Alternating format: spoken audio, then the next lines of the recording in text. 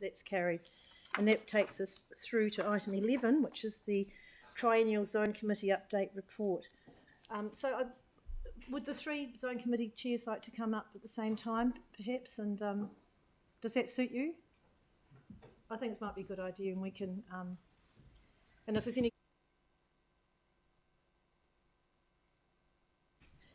any questions from the minutes, now's a good time to ask them.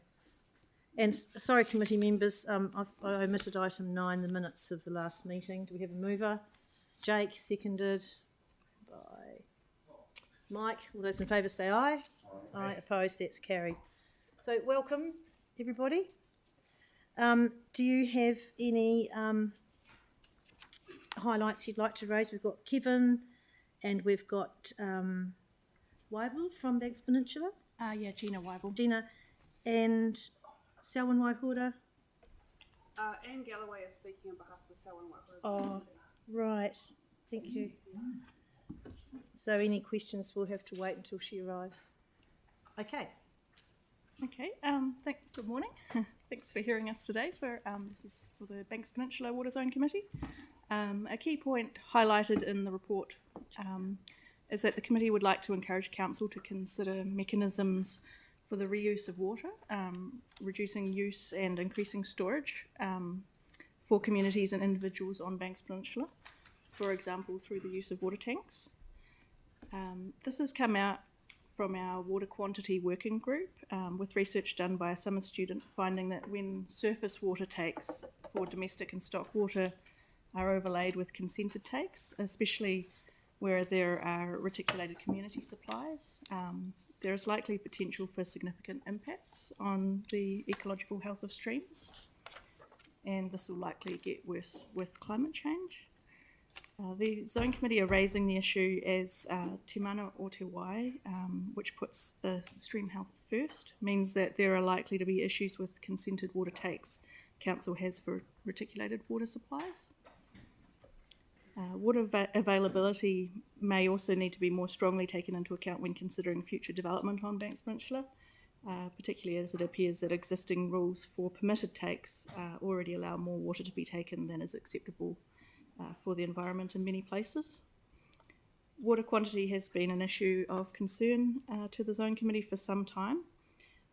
It's been a bit of a process to go through to have some recognition, but ECAN now agree that it will likely require some changes to plans. Summarising the rest of the report, community engagement that we've undertaken includes a stall at the Little River AMP show that included interactive activities such as flax weaving and a fish passage water play activity. We had an information session for the community after concerns were raised around the planned harvesting of pine forest on Moapuku Peninsula, particularly relating to sediment getting into Whakaraupo, Littleton Harbour, and which species will be replanted following harvesting. We've met with the Banks Peninsula Community Board to discuss how we can better work together, particularly as a comparison of our plans shows a lot of alignment, especially around biodiversity, climate change, and community engagement. Other items from our report include an update on the Whakaraupo Inaka spawning project, which found that in the freshwater saltwater zone where Inaka spawn, of the four streams surveyed, 2 had insufficient flow. 1 has had riparian planting done in the past, but without reshaping the banks first, and so those overhanging banks will probably need to be regraded, and that may damage the planting or may need replanting as well. And the 4th stream will also need regrading. The Zone Committee has discussed joining the Community Waterways Partnership, and we support it, but only once Papatipu Runanga are satisfied that adequate engagement has occurred with them about the Charter, as there was a feeling that there has been some issues with communication.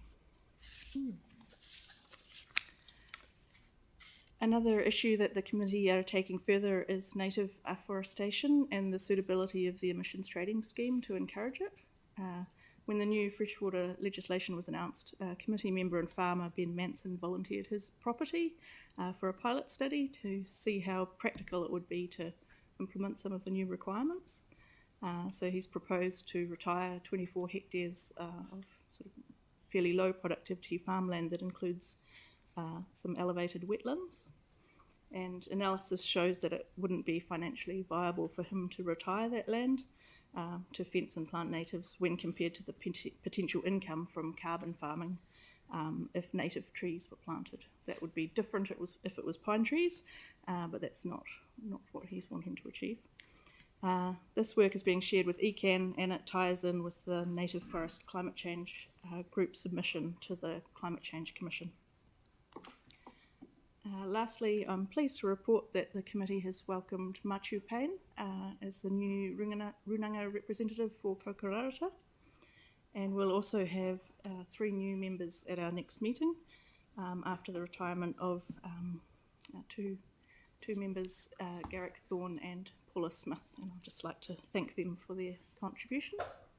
That's all I have today. Oh, excellent report. Thank you very much. There's a lot happening there. So we'll go through to Kevin. Kia ora tātou. You've all got copies of the report, so I'd just like to highlight a few things. It's pleasing to see that the Tasmania Stream Integrity and Stickwater Living Laboratory have received freshwater improvement funding. For many years, the Zone Committee has recommended and given immediate steps towards the Cashmere Stream Group, and Zone Committee members have helped with planting and working bees along the stream for many years. If you get a chance, it's really a nice exemplar to see what a difference such improvements can bring to a waterway. The restoration work has been done in sections over several years under the guidance mainly of Ken Rouse. And if you walk along the stream, you can get an idea of how the planting looks after 1 year, after 2 years, and after 3 years. And that's really very encouraging. So it's nice to see that they've been funded. The stormwater trailer is now completed and has had a few outings. It was funded jointly by ECAN and this council, and it's a great resource for public participation at community events. It's aimed at both adults and children, and adults who think they're children, and is very eye-catching. There are a number of games that are intended to educate about where stormwater ends up and how it affects the biota in the streams, and what individuals can do to help the problem. And it's really a nice resource, so we thank the council for funding that. Deputy Chair Annabelle and I have had meetings with Clive Appleton recently and council publicity staff about how the Zone Committee can help public engagement on submissions to the proposed Heathcote Stormwater Management Plan. We made suggestions for drop-in centres in the area, and Zone Committee members, together with council staff, will be at these in the next few weeks to go through the submission process. Since the last report to the council, we've had the launch of the Community Waterways Partnership. It was a Christchurch Zone Committee initiative, and the launch was very successful with a host of organisations signing the charter. The Zone Committee would like to appreciate very much the council's support for the appointment of Sally Airy to facilitate the partnership. That's a real plus. Our Deputy Chair Annabelle has been heading up the working group on the Port Hills erosion and sediment, and she will bring you up to date on progress in that area. Morena, ko Annabelle Hasamanaho. Erosion and sediment control in the Cashmere Stream Port Hills remains a priority for the Zone Committee. And we had a meeting, one of our meetings in April, and we had a presentation from Mark Stevenson from the City Council, Sarah Hulia from ECAN Forestry Resource Management Officer, and Charlie Lyons, the Assistant Ops Manager for the Adventure Park. And this was amazing to bring all these 3 parties together, because this is a huge issue and there's huge issues of erosion and sediment in those areas, and to bring those 3 parties together and to start that communication, and there's been follow-ons from that already.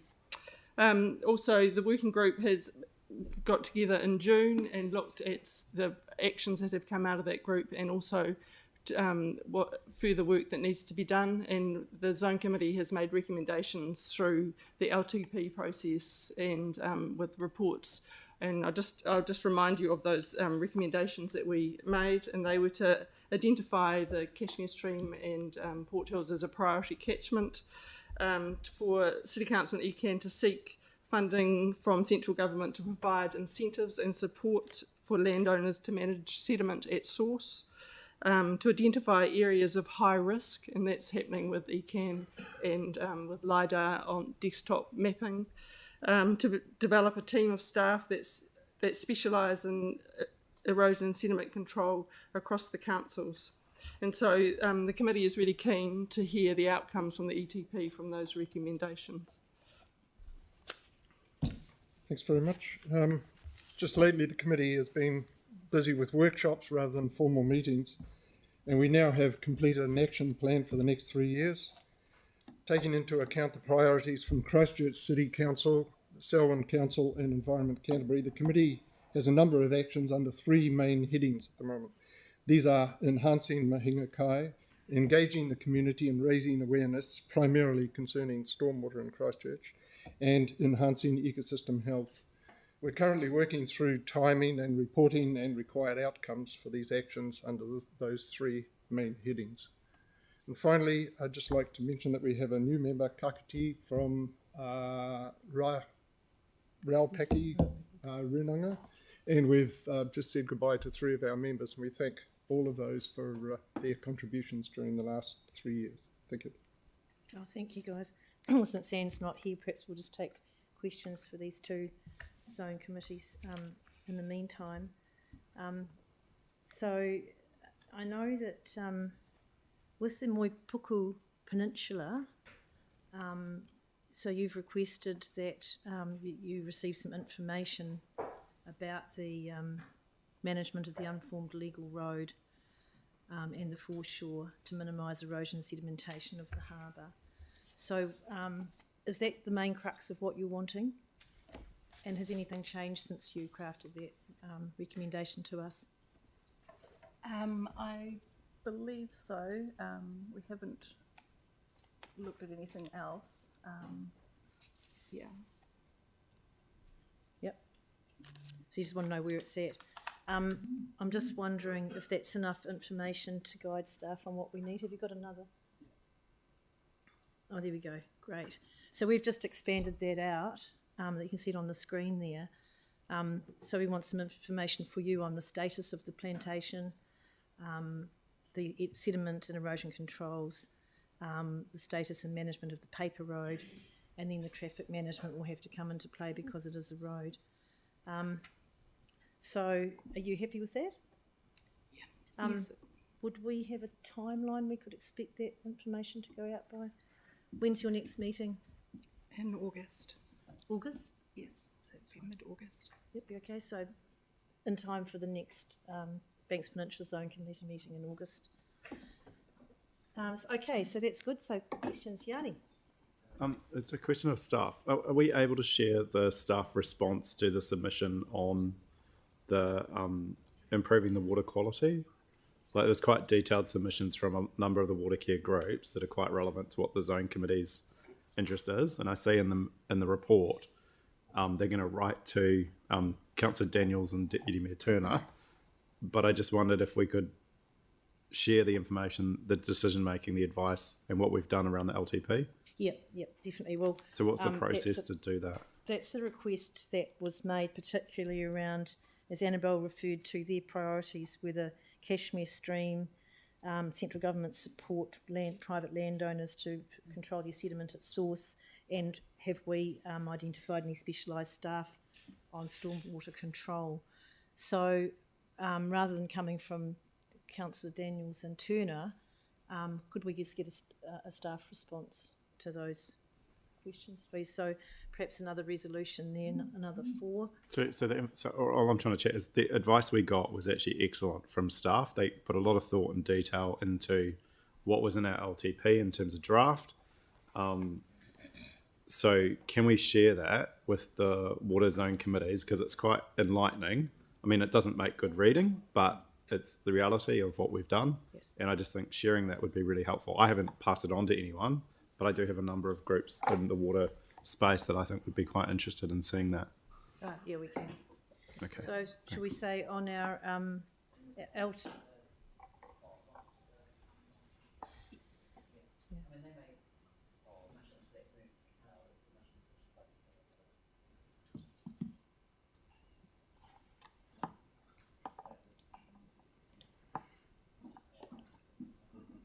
No, that's all right.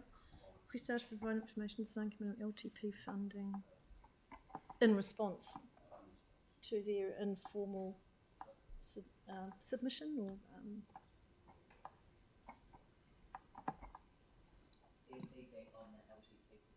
yes, that's nice. Yeah. So that would encompass all the partnership committees that we've set up, the biodiversity responses, and anything related to sediment control. And Well, stuff. could we kind of provide the general water quality advice as well that we got, which is around that 30 million budget? Yep. Okay. Great. Thanks, Yanni. Okay. So the other thing too is I noticed in both the Christchurch West Melton. Oh, Tim, sorry. Thank you. Nowhere there has it got the relationship between ECAN and council with regards to responsibilities, because Deputy Mayor Turner mentioned about the previous logging further around the harbour, that after a weather event there were logs and debris etc. that was washed in and caused a major issue and sediment. That is a question with regards to the upholding of the requirements for the resource consent. So I'm just wondering, we can have all the rules we want, but if we don't enforce them or keep an eye on them, then they're a waste of time. So I'm just wondering, I need to know whose responsibility it is and what part of the peninsula falls under council and ECAN. And I'm still confused about that, and I think most people are. So what's our responsibility, who enforces what, and how can we make sure there's no gaps there? And I would like to know that. Secondly, was the planting done for forestry or for land stability? And I'm still unclear on that, so I'd like to know that as well.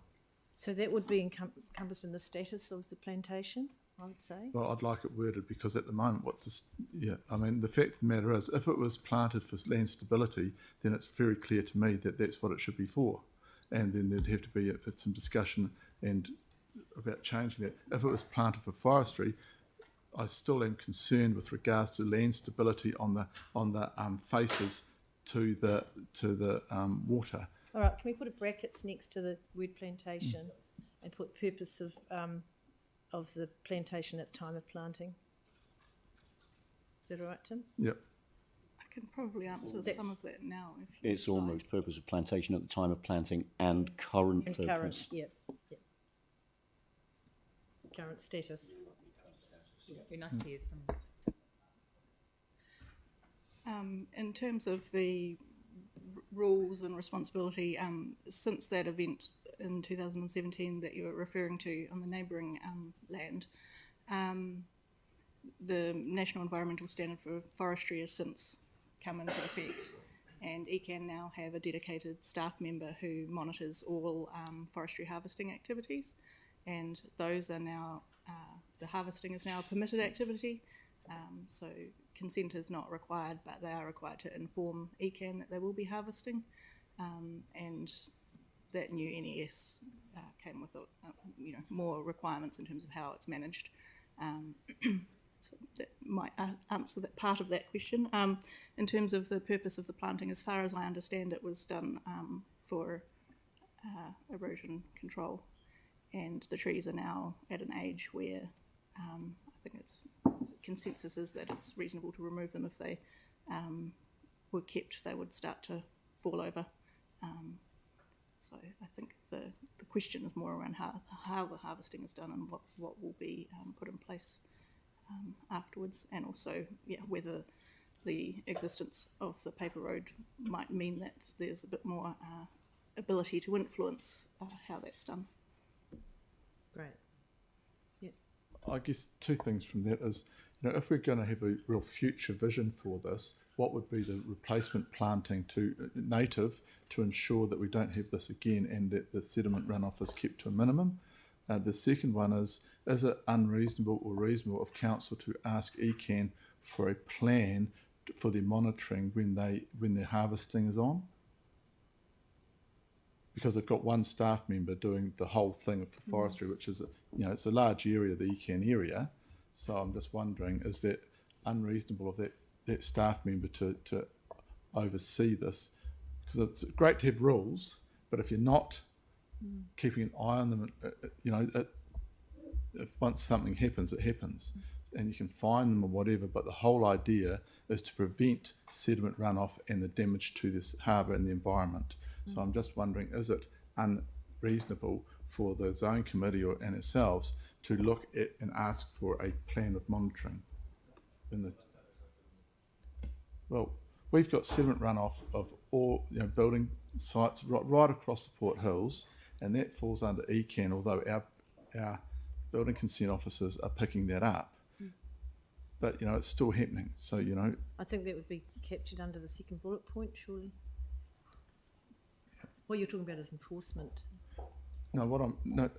It's just ensuring that it's managed properly. Yeah. That's all I'm asking, and I think that's what everybody's asking. That if it's going to be done, because if you're saying that the trees there are at a point where they could actually damage the environment if they stay there, if they get blown over, wind blow in a storm or whatever, then that's detrimental to the environment. So what we're looking at is future planning. That's all I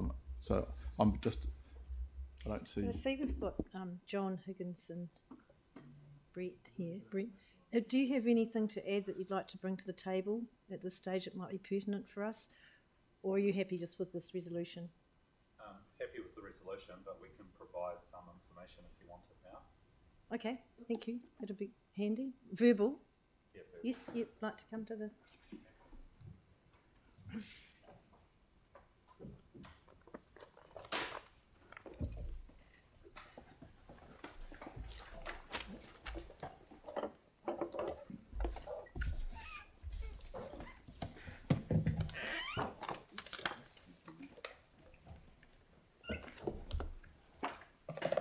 So the forestry still needs a resource consent from the City Council. It's permitted under as we understand it, from under the ECAN regional plan. So we have been in discussions, and there was a public meeting with the community around this issue, which I attended along with Kent Wilson, and there was some interest in what could go back. So there seemed to be sort of general consensus that the trees were reaching the end of their life and that they would need to be replaced. And the focus of the meeting was what could go back. There is a paper road that goes around the perimeter of the peninsula, and they can't harvest that without council permission. So there is a discussion sort of ongoing with the parks area around if they were to harvest that, what could go back in its place, like natives, and that would act as a form of sediment control, and also being natives would be good for the biodiversity, etc. Right. So at this stage, we're meeting with Laurie Forestry next week. They are still, we're still in discussions whether the consent from City Council is needed or not. There's quite a complex interpretation issue, hence Brent is with me. Right. And that is an ongoing discussion that we're having with them. We're meeting about that next week. Thank you. So would it be possible to keep the committee and the zone committee updated on the progress of those meetings? Yes, certainly. That'd be helpful. Thank you. Very helpful. Right, so the chairs would like to resume their chairs. Thank you. So I noted that both the Selwyn Waihora and the Christchurch West Melton had addressed the nitrates issues on your reports. And particularly, I think you spoke about Tim Chambers' report, and Mike Glover wrote a letter regarding the private bore nitrate testing. And so you probably don't know about that one because it's Selwyn Waihora. Right. But do you, Kevin? Do you know anything about it? No, I don't know about that, but I was at the meeting with the council from Tim. I was Yes. here for that meeting. Yeah. Yeah. It's nice to see that it's got traction. It seems to have got quite a lot of traction now. So. Well, have you heard that it might have been stalled, the government report on that? Have you got any information on that? No, I'm afraid not. No, I don't. Well, we're a little bit concerned about it, so we've crafted another resolution here asking Leanne our Mayor, to write to the Associate Minister to seek clarification about any research that's been done and to reiterate our support for New Zealand research on the health impact of nitrates in drinking water. Okay, well, Tim was mentioning that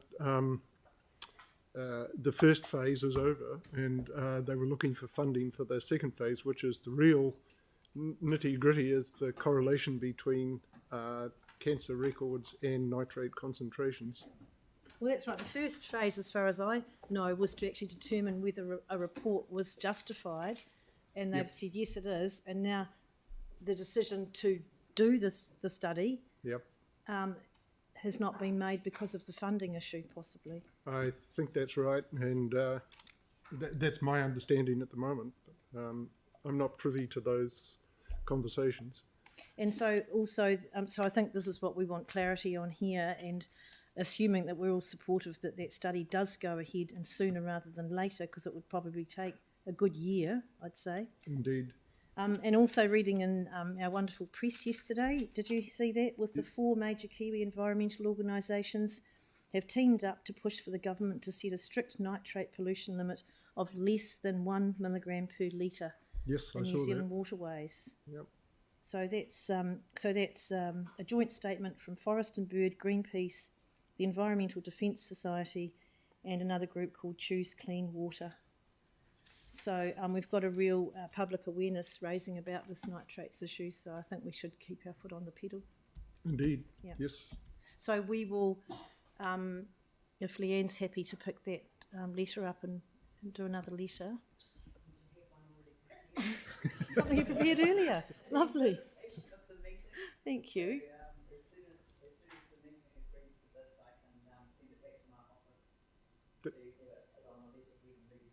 That'd be great. And Thank you very then much. when we receive a response, we will share that with the zone committee. That'd be great. Yep. All right. Are there any other questions? Yanni? Regards to that, so when we did the terms of reference for the zone committees last month, there was the ability for ECAN and the zone committees to review existing consents. And given the concern that's been raised around the nitrate levels, I was interested if any consents are being reviewed by ECAN with the zone committees, or the zone committees have the ability to raise the concern with ECAN, because it just really concerns me, I guess, that we have very permissive limits. And we've got an emerging body of research that's showing there could be a risk. And so I just wondered if there were if there was any ability or discussion with the zone committees and ECAN around reviewing some of those consents. The only gate. Then, because I was trying to intervene. The point of order is that the current standards are set at the World Health Organization standards, so they can't review consents based on a hope that we review those standards. Indeed.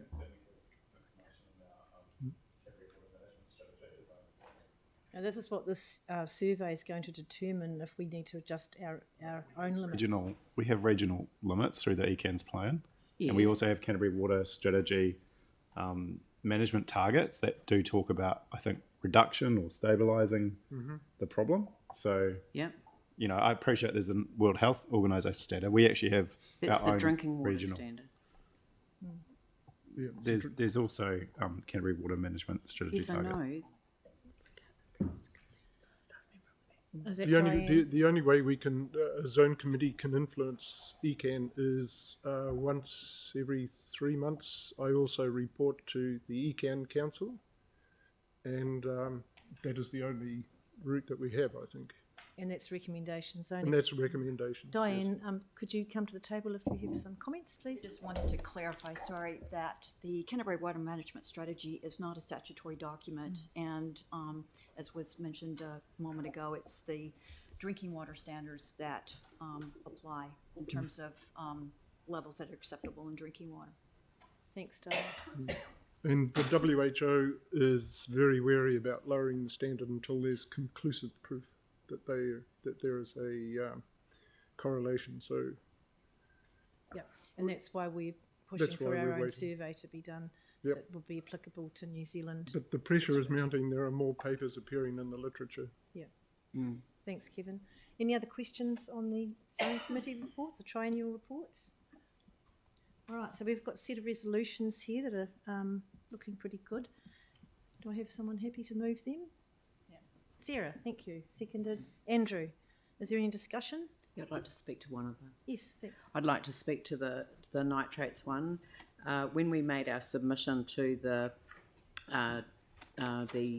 water services bill that's before Parliament at the moment, we tabled a supplementary submission from Dr. Tim Chambers, which picked up on a number of these issues. And the reason I wanted to speak in the debate was to highlight something that I hadn't appreciated before he came and briefed us. And that was when the World Health Organization maximum allowable value was set, it was based on acute exposure, which is the blue baby syndrome, the concerns around acute exposure.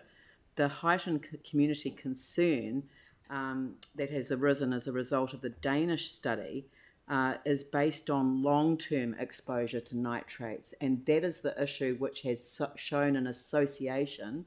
Further research is required to show a correlation, and it is then that we will get the World Health Organization to shift in terms of its focus. But we have been talking to Ngāi Tahu as well, and they are deeply concerned about the nitrates issue. So I think that things are starting to align, but I just wanted to acknowledge the zone committees, because quite frankly, if you hadn't raised it at one of these reports to council, then some of the interests that we have subsequently adopted perhaps wouldn't have been as strong as it has been. So thank you very much. Yeah, there is one further point too, that all of the springs in Christchurch are fed by waters from the groundwater, and 1 part per million of nitrate is about as much as most of the biota in the streams can cope with. That's right. So there's a second fiddle to the whole deal as well. All right, So thank you very much. So we're in debate now, so Yanni and then Andrew. Yeah, I mean, I want to acknowledge the work that the that has been done through the zone committees, and just to highlight, I mean, one of the things that we have in our water management strategy is to really look at understand any emerging contaminant risks and identified any at-risk areas for targeted management and remedial program, and achieve nutrient efficiency targets for the zone, and it goes on, and then by 2020 made progress towards achieving environmental flows and catchment load limits. And then if we go into the latest progress report to 2020, it says really clearly, target 2, review environmental flows and catchment load limits in response to changing monitoring information, new understanding and technologies, and if requested by regional and zone committees. And then target 3, established and begin to implement a program to review existing consents where such review is necessary in order to achieve catchment load limits. So I think it's perfectly reasonable for us to be saying, do you have concerns with some consents, and what is the process to have those reviewed?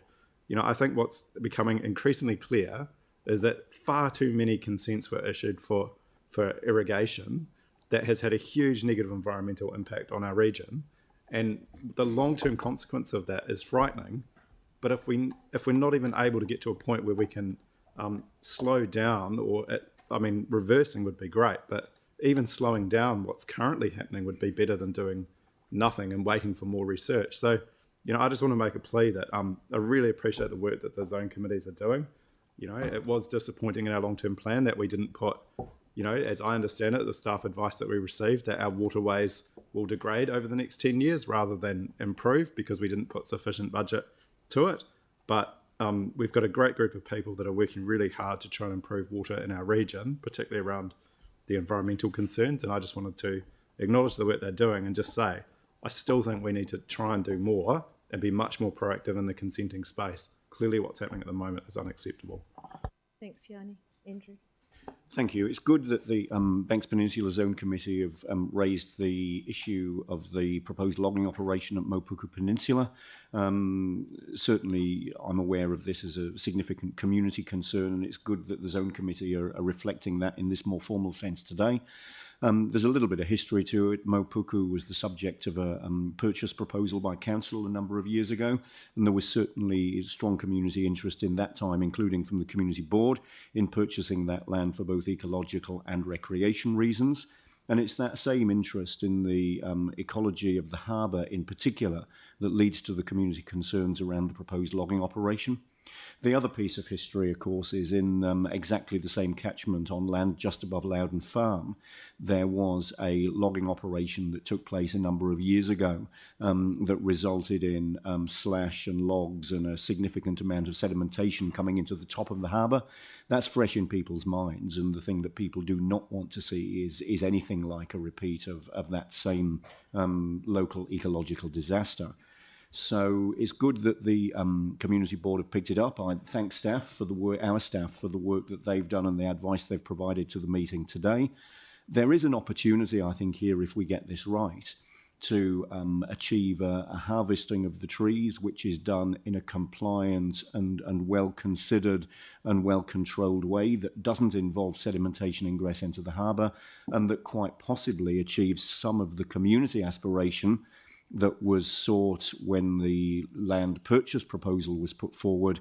If we can at least get some planting around the edge of the peninsula on that paper road in place, that adds to the ecological value of that particularly special part of Littleton Harbour, that would be a good outcome. So I think the resolution we've got in front of us really addresses some of the things that hopefully could lead to that opportunity. So thanks to the Zone Committee for bringing it forward, and thanks to our own staff for the work that I know has been done in the background to help us get to the point that we're at.